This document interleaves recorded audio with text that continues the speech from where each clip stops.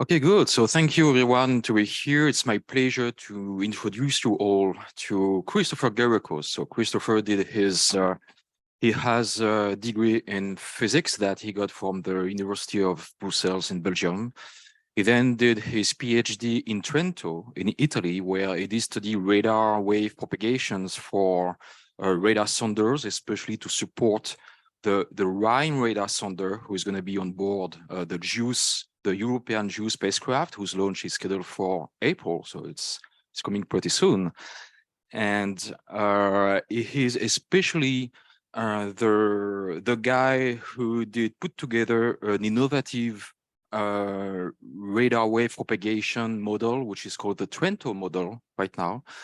And we are still using this today. So he joined us for his postdoc during the pandemic in 2021 to support and to help us using his model to support the Reason radar with Don Blankenship on the Clipper spacecraft. And he is also working with radar sonders on Mars and with us on radar sonders on the Moon as well. Today, he's gonna present a new project that he did start for here at UTIG, which is using radar sonders from Mars to actually study the solar bursts.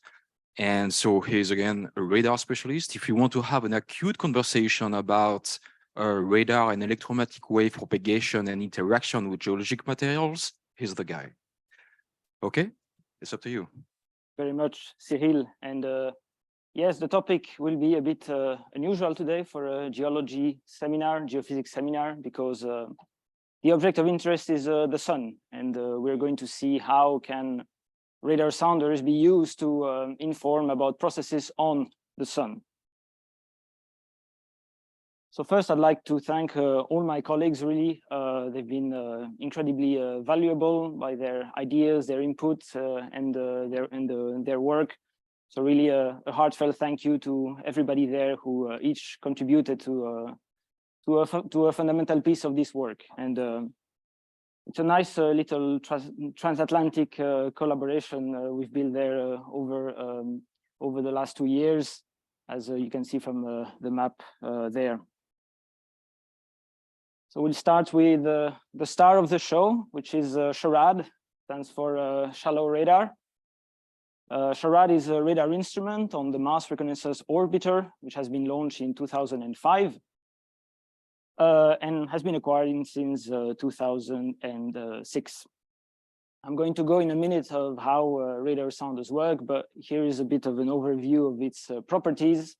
So it's a decametric sounder, center frequency of 20 megahertz, and an emitted chirp bandwidth of 10 megahertz, going from, therefore, 15 to 25 megahertz.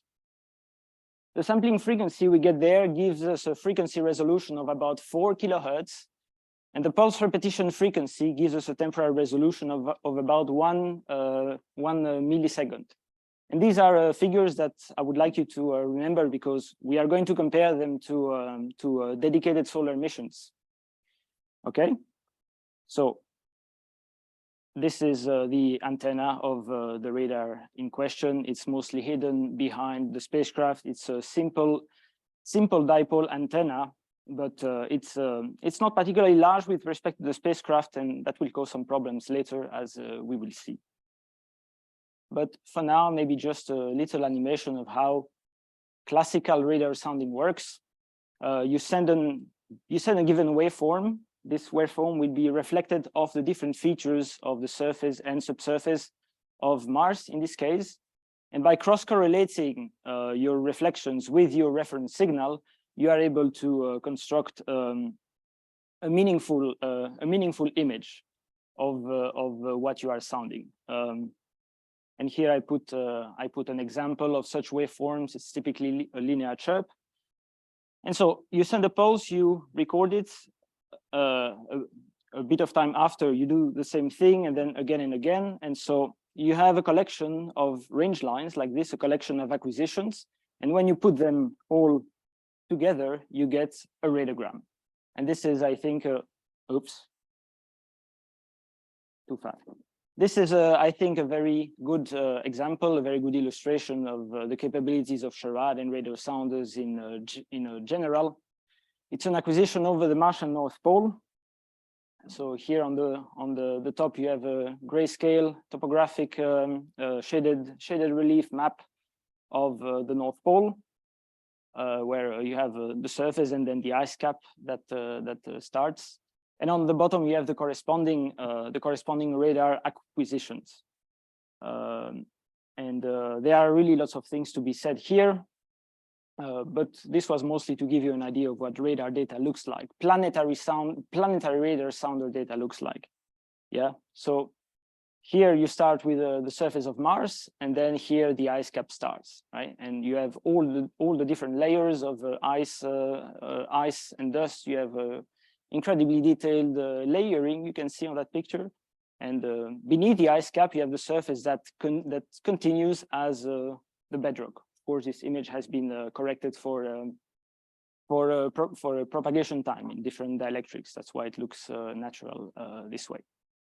And yeah, since scattering is really what I've been initially the most interested, I cannot help but bring your attention to this area here. You have lots of diffuse clutter, and this is because you have a much rougher surface there. And these are properties of the radar signal that I've been studying a lot. But that is not the topic of today. Okay, so you've seen how classical radar sounding, active radar sounding works. And one of the thing that I started to try to do 2 years ago was to try passive sounding, was to see if within the existing SHARAD archive, there was traces of passively acquired echoes. Yeah. And with passive sounding, it's actually quite similar to active sounding. Just instead of sending your own chirp, you will record your signal of a reference as it crosses your spacecraft. So playing a little animation, you record the incoming wave. This incoming wave will be reflected off the features of Mars, and then by doing the same cross correlation, you can hope to have a meaningful signal appear. It's really not very different physically speaking from active sounding. So, and I try to see if within this multi-year SHARAD archive, there were instances where this happened. Sources of radio emissions in the solar system are primarily the Sun and Jupiter, two very powerful sources of radio frequency emissions. Okay, so the hypothesis to look for such passively acquired echoes was to consider that at certain angle of incidence, the delay between incoming and reflected is exactly equal to the delay you have between two different acquisitions, right? We had a PRF of 700 Hertz, about 1 millisecond, and you can choose your incidence angle so that this delays exactly the time it takes for these signals to come and bounce. And if you do that, it means that on one range line, you have the incoming signal, and on the next range line, you have the reflected signals. And therefore, you may be able to have a signal appear by cross-correlating one range line with the next and doing that successively for your entire radiogram. And that's something you can prove analytically. You can prove what is the SNR of such a passively acquired echo. And I ran some simulations with the tool that Cyril mentioned that has been also adapted to passive sounding in the meantime. And so this processing of correlating one range line with the next, I call it staggered correlation. My microphone. And we were able to show that you can have something appear. I mean, this is what we would expect it to look like. You have some signal. Of course, noise is higher, but you have a signal. Yeah. And we even were able to make it work by considering specific internal parameters of SHARAD. So SHARAD does onboard pre-summing. So that means that when it acquires echoes, it will sum onboard on the spacecraft several echoes into one range line. So a pre-summing equals to 4 means that you coherently sum four range lines before sending that to Earth. And this is an irreversible process, so we have to deal with it. And of course, when you do pre-summing, then the staggered correlation hypothesis isn't really respected, since you have four range lines into one. But there, what you could do is autocorrelation, right? Because the range line that contains your incoming signal and the next one that contains your reflections are blended into one. And so when you autocorrelate these range lines, you should have a signal appear. And indeed, this has been confirmed by the simulations that we ran. And the staggered correlation then, of course, doesn't yield anything, since the only useful signals are 1 out of 4. You can still see a tiny trace of a signal, but in this case, that's an autocorrelation that you should do. And so we had a whole range of things to try to kind of force passively acquired echoes to come up. And then, yeah, if you are able to pick all the radiograms which have this configuration with the PRI, and when you are able to say that the source has been emitting towards Mars, then you should be able, well, you're in a good position to try to have passive radiograms appearing. The result was nothing.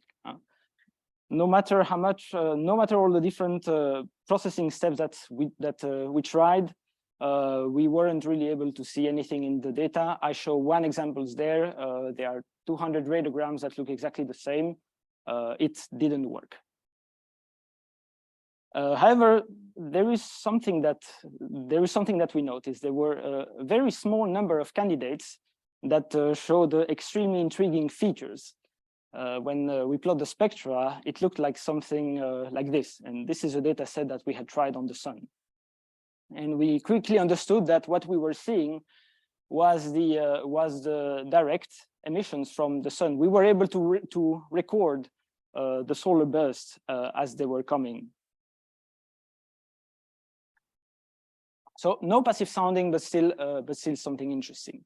And at this point, we understood that we had to learn a bit more about solar emissions to make sense of the data that we were seeing. So I will go on with a little bestiary of solar emissions. There is quite a precise typology of these bursts. On the top, you have an example of type 1 burst, which is this train of narrowband emissions. And on the bottom, you see examples of type 2 bursts, which are very interesting. They're highly structured, and you can see also an interesting feature is that whenever you have a burst, you seem to have like a phantom copy on the bottom. This is thought to come from fundamental and harmonic emissions within the plasma. And finally, you have the type 3 bursts, which will be of particular interest to us because they're very predictable. Their shape is very recognizable, and they're also very common. So if you're trying to catch solar signals, type 3 bursts will be those that you see the more often. So the structure of type 3 bursts, you can see it's a very bright narrowband, bright broadband emission. It starts as really like a flash of thunder. Huh? You have energy at all the frequencies, and then as time goes on, in a matter of a few seconds or a few tens of seconds, the high frequencies slowly die out, and you're left with the lower frequencies. Now, I'm going to show more pictures later, but you can already see on that image here that this causes a slight drift. You see that they slowly drift this way. You have this characteristic brush stroke shape of these bursts there, and that is important to remember because we are going to use this characteristic. And a few more examples there. Just pay attention to the fact that here the frequency axis increases as you go down, so you'll have to mentally flip these pictures upside down to be compared to that, to the first examples, and then you see that the structure remains broadly the same, right? So it's quite a precise classification of these bursts. And then you can also see some other exotic types like type 4 or type 5. Okay, now on to the solar missions, because if we're trying to understand solar bursts, we have to care about the missions that actually observe them. This is the WIND spacecraft on which carries the WAVES instrument. The WAVES instrument is a radio receiver. It's not very different from a radar. In its very basic sense, it's an antenna with an amplifier. And I will ask you to have a look at these figures here. Remember how the temporal resolution of SHARAD was about 1 millisecond, and on the dedicated solar missions we are at 18 seconds. So you can already see how using radars to observe solar bursts will give you pictures that are incredibly more results. And the same thing in the frequency resolution. This one is 200 kilohertz, whereas SHARAD is 7 kilohertz of frequency resolution. And on the bottom, a typical example of data product from wind waves, where you see a train of type 3 bursts, and you can recognize this brushstroke shape, this slightly drifting signatures that I mentioned earlier. A second mission that's very important is the stereo pair of spacecraft. So stereo is a mission that was composed of two identical spacecraft that were put on slightly different orbits. Yeah, you have stereo A, which stands for ahead, and stereo B, which stands for before. And in this little GIF there, you can see how they put these spacecraft. So by putting it one on an orbit that's slightly shorter than Earth and one that's slightly longer, if you're placed on Earth, you see actually both spacecraft slowly drifting apart like this and coming back over a matter of many years. And that's interesting because then you can study the sun from very different angles across its 11-year cycle, that is quite important to study the longitudinal effects, the longitudinal dependence of solar emissions, for instance. On the bottom again, a typical data product of stereo waves, and again type 3 bursts all over the place. And if you look again at the characteristics of this instrument, even this one, which is a slightly more modern version of the WAVES instrument, you still have temporal and frequency resolution in the tens of seconds and tens of kilohertz as an order of magnitude. And what's interesting here is that the bandwidth of this wave instrument has some overlap with SHARAD, and that is something that we are going to use eventually. So what did we do exactly with these spacecraft and SHARAD? We try to look for correlated observations. We try to look for bursts that were observed both in either these dedicated solar missions and SHARAD. And to do that, we started by building our own algorithm to detect type 3 bursts in these data, the data from stereo and wind. And we added the condition that you must have significant energy at high frequencies, because of course not all type 3s carry energy that go as high as the bandwidth of SHARAD. And as a reminder, it goes from about 13 point something megahertz to 27 almost. So you need to have significant energy at these higher frequencies in order to hope for a given burst to be detected by SHARAD. So doing that, we found about 13,000 events that SHARAD would be capable to detect across this whole archive. Then for all these events, we predicted what would be the time of arrival at Mars. So we have a time of detection at the spacecraft, at the source spacecraft.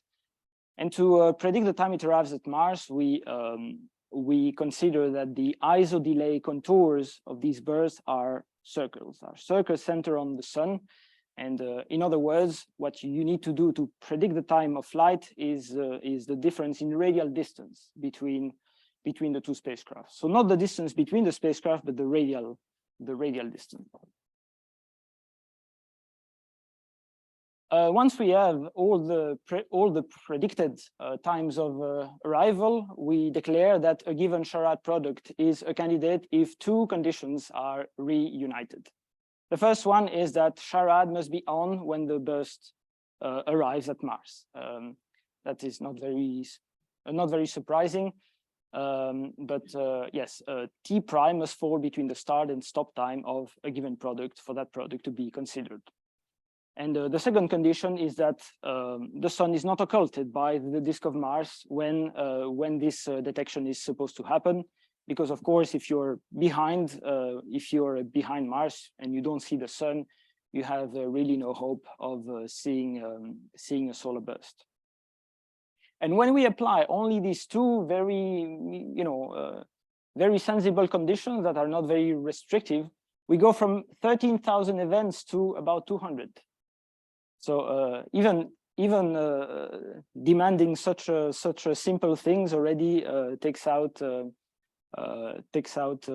huge amount of the events that we could have started with. So of these 200 or so SHARAD products, only about 40 actually have a burst in them. And so we will need to understand why in some cases, when we're supposed to see a burst, we see one, and why in other cases we don't.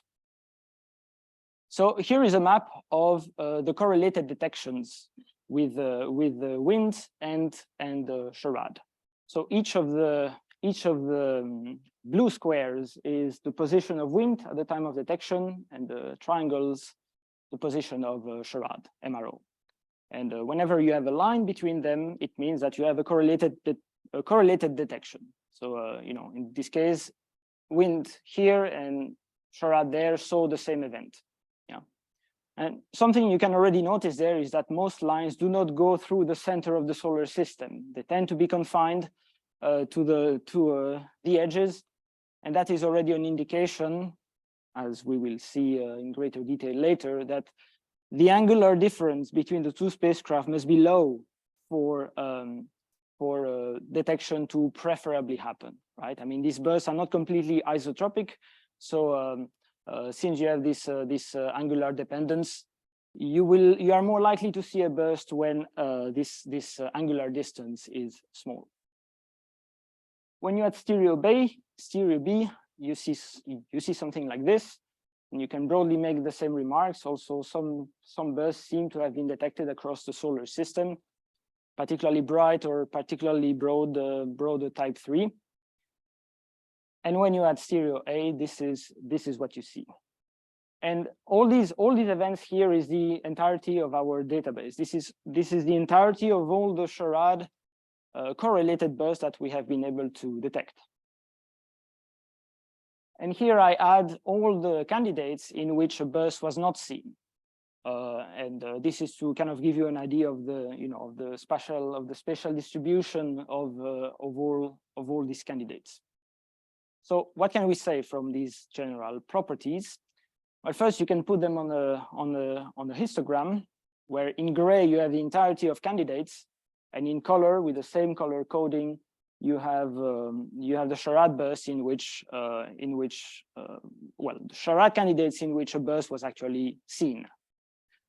And well, what you can say from that is first of all that the histogram follows a solar cycle. Perhaps unsurprisingly, but between 2012 and 2014, you were at a solar maximum, and therefore you had. This is where most of our detections happen, just because there were a lot more type 3 bursts at that time. And the fact that they're focused, that they're concentrated on these few years also explain this kind of lopsided spatial distribution of our candidates, right? I mean, they're mostly on one side of the solar system. That's of course, Mars takes about 2 years to circle around the sun versus Earth, which takes, of course, only 1.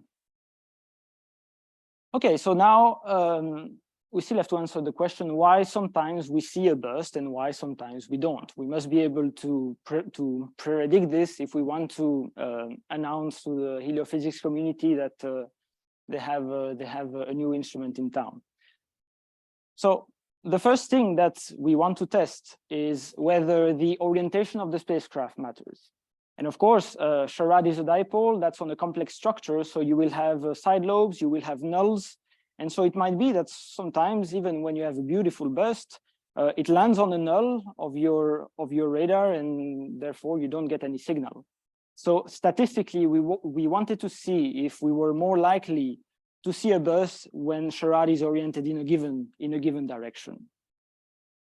And secondly, that's something I already mentioned before, but the angular difference between the source spacecraft, stereo or wind, and the SHARAD must be low, right? If the spacecrafts are completely aligned with respect to the sun, you are more likely to see the burst that stereo saw rather than if you are on the other side of the solar system. So statistically, we expect to see more bursts when this angle is low. And of course, we don't have a lot of statistics, but you can kind of see that when the yes label burst is the burst when we have something in it, and the no label burst is something when you don't have anything in it. And in the first case, you can see that the histogram tends to point towards the low angles, and in the no case, it's towards the high angles. Of course, it may not seem like a very strong relationship, but again, we are hampered by the fact that we had so few detections. And of course, you know, SHARAD is on only a few minutes a day. So this is why we go from 13,000 events to only 200. But with only these very few data points, we can already see these sort of trends, which are certainly encouraging. Now, the situation with the orientation of the spacecraft is a bit more difficult, but I think there are still things that can be said. If you look at the x-axis angle, so rotation along the x-axis, it's a bit of a stretch, but you can identify these three zones where you are more likely to have an empty burst around these two regions, which might correspond to nulls of the antenna pattern, whereas in the center you have a lot more bursts comparatively compared to the no bursts that appear. And it's also interesting to notice that when the angle between the source spacecraft and SHARAD is low, then you tend to see bursts even in unfavorable directions, and that's because you are in any case more likely to see a burst when the spacecrafts are closely aligned. In the y direction, it's quite interesting. We see that they all cluster on one given angle. There doesn't seem to be any emerging pattern there. That is, I would say, expected, because one of the angles on the dipole, if you consider a dipole, well, one of the angles will be completely agnostic to the direction, right? It's symmetric. One of the angles of the dipole is completely symmetric. Perhaps that's the angle we are seeing there. We still need to really understand what we are seeing here, but it is expected that one of the angles will be agnostic like this. And finally, the Z angle, it's a bit more difficult here too, but we can probably draw these two zones there that might indicate the presence of an antenna pattern. Okay, so again, this statistical analysis is hampered by the fact we don't have a lot of statistics to start with, but we will still try to see if there are some more quantitative things that we can do with this cloud of points that would hopefully indicate a stronger relationship than drawing circles like this. But nevertheless, we are seeing the things that we expected, I think, as much as we will be able to see it on such a constrained data set. So that is something encouraging. Okay, now I would like to show you a bit what all these bursts look like. So I selected this example there, and we are going to go through everything that we are seeing to make sure that this is clear. Of course, all these are the type 3 bursts that I was mentioning before. You see the typical drift, you see the typical shape. This is a beautiful train of type 3s. And I cannot resist showing what the processed SHARAD product looks like when you compress it, when you do the focusing. You see a beautiful Martian profile and what seems to be an interesting broadband interference there. There is actually lots of structure in there when you know where to look. And you know, starting from processed SHARAD products, it may not seem like it's something very interesting, but actually it is. Okay, so now the things which are not of solar origin in this graph. First, these horizontal lines is electromagnetic interference, right? So the spacecraft bus and mostly the other instruments emit during their functioning. They will emit narrowband emissions within the sensitivity bandwidth of SHARAD.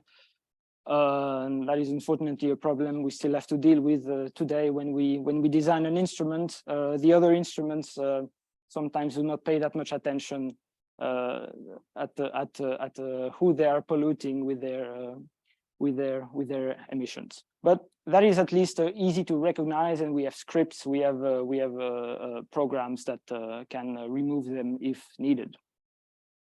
A second signal, which is not of solar origin, are these sharp vertical lines there.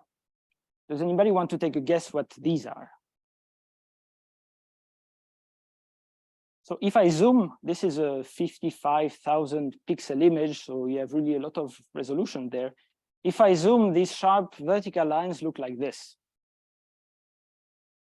And this is not something that is of solar origin. And if I draw these lines there, showing that these signals go from exactly 15 megahertz to exactly 25, it is the reflections of the emitted chirp. These are the signals that SHARAD was intended to detect. You can see it's very regular, even in the other data products. They always start at 15, they always end at 25. It is a chirp. It is a chirp that we send. Well, it is a reflections of the chirp that we send. And also, if you plot just below an image of the processed product, you can see that whenever the surface is bright, you have one of these signatures. So they really correlate very well with the reflected signals of the surface of Mars. So now I'd like to show a few remarkable bursts, and I will start with the least remarkable, perhaps, to really ingrain the idea of a type 3 burst. So here we have a beautiful, strong, solitary type 3 burst that is there. If you do time series at different frequency, so you do frequency slices like this, you get this plot there where you can really track the delay of the center of the pulse, and you can see what I was saying before, that as you go to lower frequencies, the burst, the center of the burst comes a bit later, and that is typical of these type of emissions. And on the plot here, you have the corresponding stereo image. So with spacecraft from using spacecraft, we go from this to that. The change of resolution that SHARAD can offer, the very few times that it's on, is really remarkable. And this is a beautiful example there, because if you look again at the stereo data, you see maybe two and a half bursts, maybe 3 if we're being generous. And if you look at the corresponding SHARAD acquisition, I can count at least 9 bursts here and they're nicely defined. We can see the drift rate. We can really analyze the finer temporal structure of that burst. Same here in the frequency slices. Of course, this burst is a bit weaker, so your noise level is a bit higher, but you can still track how the center of your peak changes over time. Another nice example is this one, because this is a single burst, but it has internal structure that you can link actually to conditions of creation on the sun. So actually, the mechanism of creation of all these bursts that I mentioned before is still quite mysterious. Of course, there are hypotheses, but it's very much an open question. But generally, you have when you have a coronal mass ejection or some events like this, you have very violent magnetic reconnection events that will accelerate electrons at an appreciable fraction of the speed of light. These electrons will follow open magnetic field lines and will emit radio emissions as they do so. And when you have a fine structure within a burst like this, you can link it to the either the conditions of creation of that burst, either even the phenomena of scattering of these waves across interplanetary space. So this is a nice example of such a fine structure that we're only starting to see now with the Parker Solar Probe spacecraft, which was recently launched, which has a much better resolution of stereo, but still not still not millisecond level as SHARAD. And I will end with this example, which I think is the most interesting burst we have captured because it has all these features combined. You have a train of bursts. It looks like you have two bursts of different nature there, might be fundamental and harmonic as well. If you look at the drift rate, they're not the same for either of these two collection of bursts. And then you also have very interesting fine structure there, which again you can link to conditions of creation of that burst. And once again, you wouldn't be able to see all that in current space-based data. Of course, radio telescopes on Earth are able to have much higher resolution than anything in space, but for a spacecraft, SHARAD really offers an incredible amount of detail. Now, I will not talk too much about the applications to heliophysics, and I would rather talk about one application to radar science. I think it's more relevant for here. And one of these applications would be to come up with a scheme for absolute calibration of SHARAD. So if you don't know, the SHARAD instrument was never calibrated on the ground, which means that the dBs we see on the data products, we cannot link them to actual watts. At least this hasn't been measured.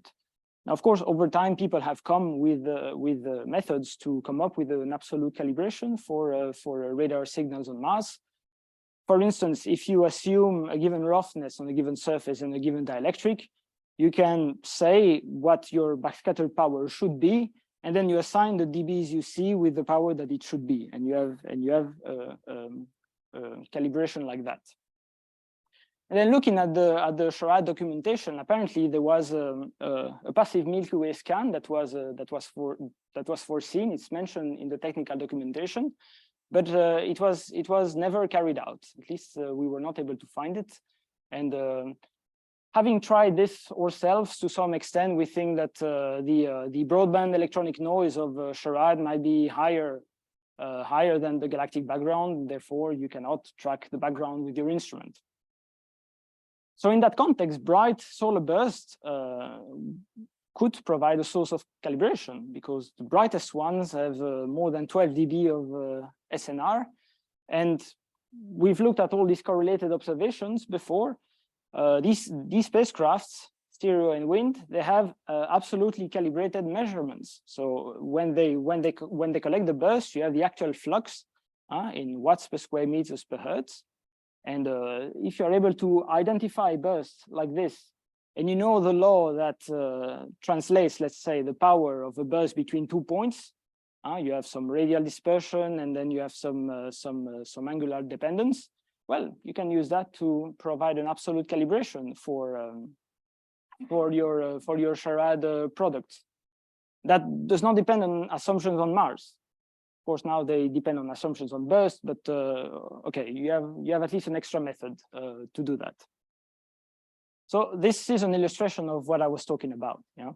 So on the left, you have another example of a SHARAD burst, and here this burst was only seen by stereo A on the top, and on the rightmost plots, this is just side by side the two bursts, right? I mean, in blue you have the SHARAD capture burst, and in orange you have what stereo has seen.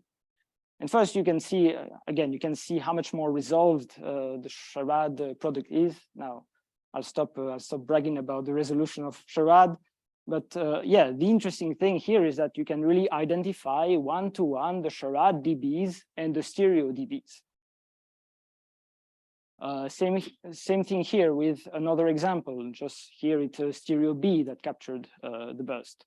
But again, you can clearly identify what SHARAD has seen and what stereo has seen. And of course, they're not at the same time because it takes a few minutes for the burst to cross. And a final illustration here, which I think is quite nice, because you have actually two bursts on the same radiogram. Yeah, here you have some sort of main burst, if you will, and here you have a smaller one. And well, what I've done to generate these plots here is that I integrate either SHARAD and stereo on the range of frequencies where they overlap, right?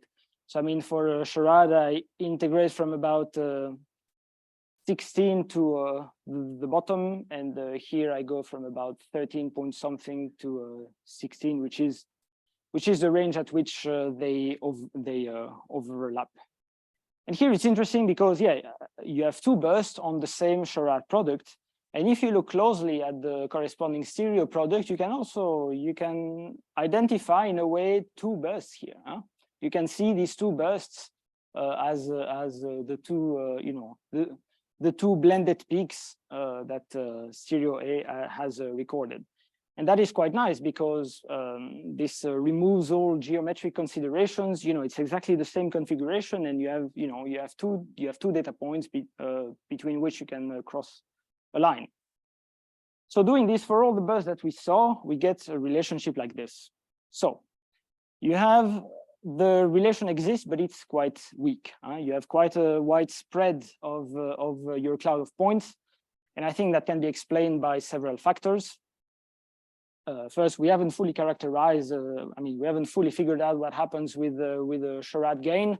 So, of course, if you neglect the fact that some directions give you a stronger signal than others, your low will still be there, provided you have enough points, but your cloud of points will be wider. So if we are able to perhaps give a given weight to each of these points according to the directional gain, we might have a stronger low. Secondly, I mentioned that you should scale the burst as it goes from the spacecraft to Mars. This hasn't been done in this plot there. So the angular, you have different angular separations there, and it might be. I think it will get stronger once you correct for that. And finally, you saw that we had a lot of composite bursts, right? You have several bursts that stereo only sees as one. So instead of taking the peak power each time, if you take some sort of integrated power, you might have something a bit more accurate than just singling out the peak power. But nevertheless, even when you neglect all that, I was still quite happy to see that you have a line that goes in the right direction, right? I mean, it doesn't go down. That's at least a relief. Okay, we are slowly getting to the end of this talk, but before that, I would like to show a collection of more curious things, a little cabinet of curiosities indeed. The first thing, I talked a lot about the burst that we saw, and but most of our candidates did not record the burst. But we saw something still very strange in the data that do not contain a burst, right? You remember these horizontal lines that I characterize as a EMI? Well, these lines, they come from hardware, and they're supposed to be extremely stable. And we talked with the SHARAD engineer who did some sort of statistical analysis of these EMI to kind of plot them across many years of the SHARAD mission, and he confirmed us that they are extremely stable.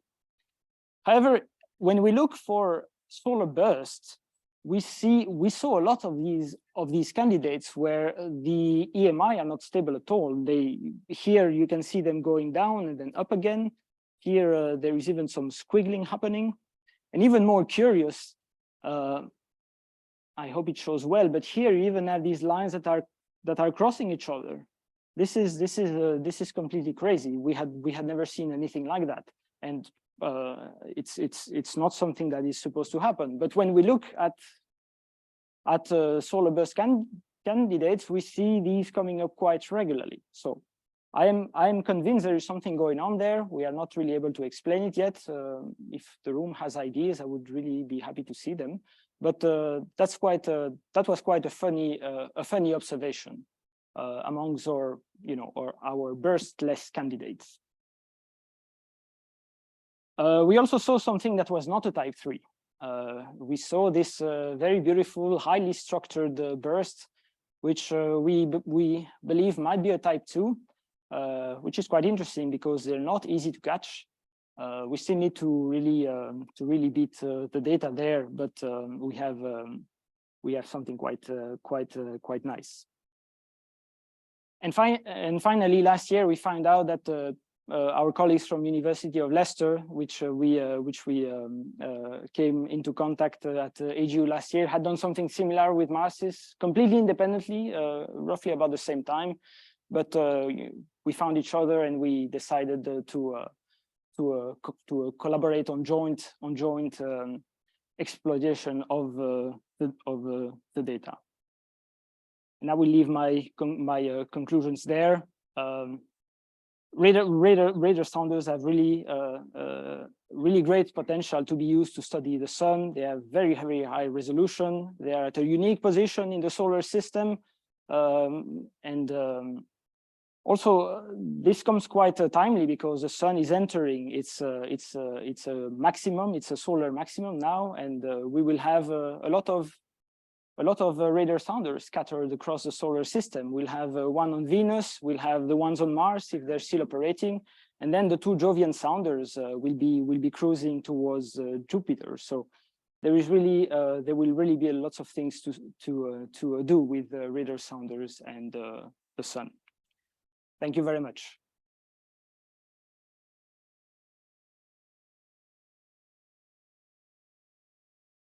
Excellent. Thank you, Chris. Really good. Okay. Any questions here in the attendance? Yeah, go ahead. Great talk, Chris. I was just wondering, so you work, of course, with the signature that you have. I mean, you're looking at data. It seems to be a lot between like 12 and 26 megahertz. Is that also then the ideal frequency range to really explore Mars and for example, the ice cap, or would you, in an ideal world, have a different frequency range? Yeah, right. That is a good question.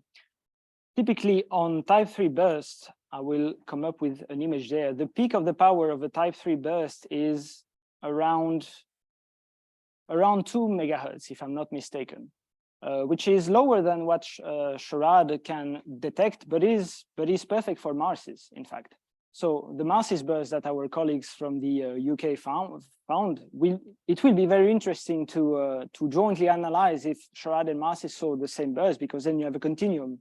You have a continuum of frequencies. Now, radiotelescopes on Earth, of course, have a much wider bandwidth, and there you can really see how the bursts evolve across the whole frequencies. The reason why we're focused on the frequencies that I've been talking about there is just because of the limitations of SHARAD. If we had choice, of course, we would like to go to both higher and lower frequencies, but mostly lower, because that's where, well, first, you cannot do that on Earth because the ionosphere blocks it. And then this is where most of the action happens with these type 3 bursts, where most of the variation is.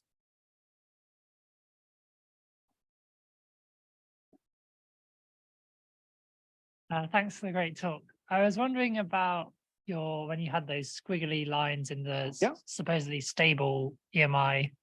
Do you see that when you detect a burst, or is it just when you don't detect it?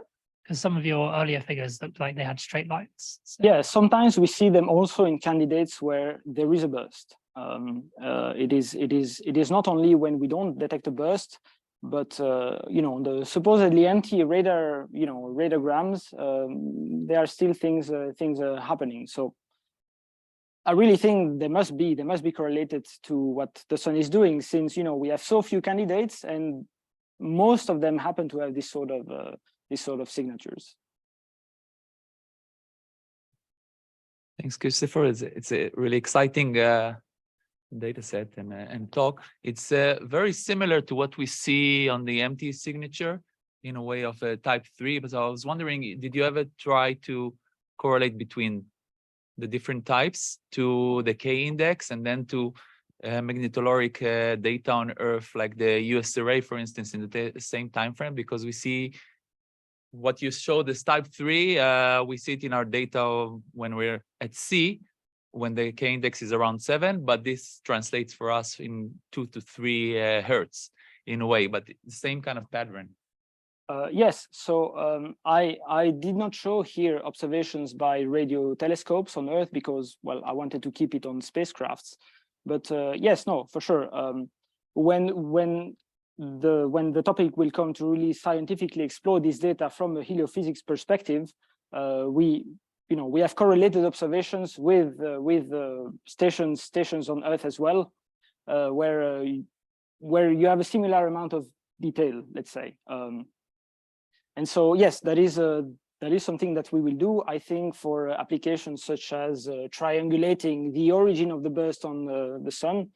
The more points of observation you have, the better things are, and Earth-based stations will be very important there, because they are higher resolution instruments as well. Of course, on Earth you don't have limitations that you have for spacecrafts.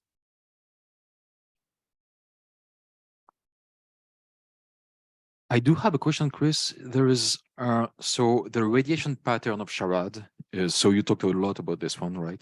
Is actually changing while the solar panels on Mars Reconnaissance Orbiter and the high gain antenna do move actually, and that changes the radiation pattern of SHARAD. And could that help to explain some of your statistical distribution of burst detection? I think so, because I mean, it was so far too difficult to try to correlate with that many parameters, but I think indeed it would explain why our cloud of points is not as satisfying as we think, because the antenna pattern changes over the years, exactly because of what you said. So I don't think we will try to do it. I mean, I don't think we will try to do it here for that, because I mean, well, we need to stop at some point, right? But I think that's exactly right. One of the reasons why we may see a burst in what seems to be a null in other cases, perhaps if we just color code this with years, or with something else, perhaps, yeah, even the orientation of these different objects, if we ever can get access to that, we might have stronger statistics. Indeed, I think that's entirely correct.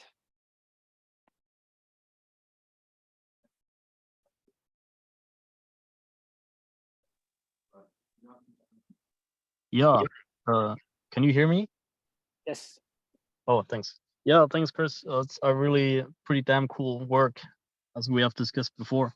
So I was wondering if I got it correctly. You explained how you used the other probes to narrow down the search in the SHARAD data for the SHARAD bursts. That's right.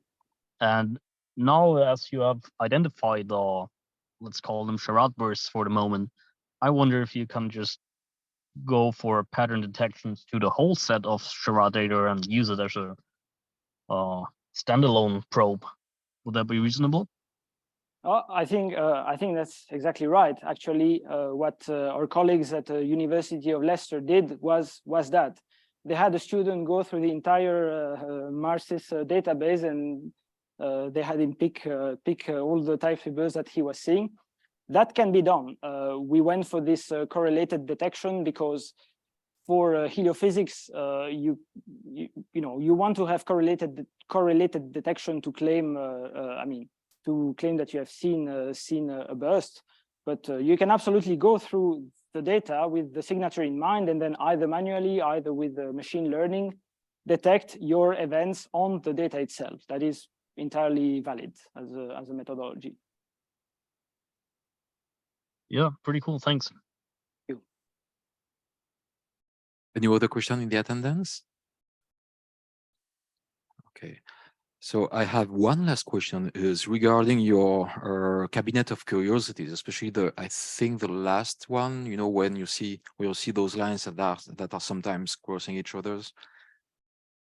Could this also be related to the Mars Reconnaissance Orbiter, the spacecraft operation? You know, when you have another instrument on board that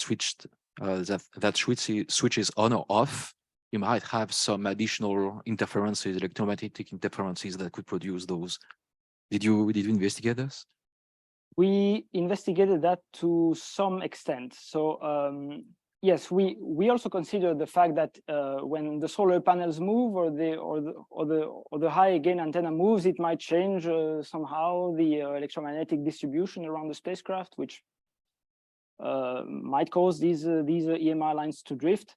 But again, what's really puzzling seeing this with respect to a statistical analysis of these EMI is that across the mission they've been extremely stable, right? We went into contact with Daniel Nunes, who is currently writing a paper about that, and you know, he plots a distribution, you know, for any given line. He plots a distribution of what the frequency of that line is, and it's scarily constant across the different years of the mission. So if it were something as simple as switching instruments on and on, I think we wouldn't see such stability in the, you know, in a general assumption-free analysis of the frequencies at which these EMI appear. Okay, sounds good. No more questions. All right, so I think we can still congratulate for the talk, Chris. Thank you. And we'll be having lunch with Chris, so you can join us. We will be waiting by my office, second floor, office number 260. So you can join us there, and we will be leaving at 11:40 or so. Thank you. Thank you.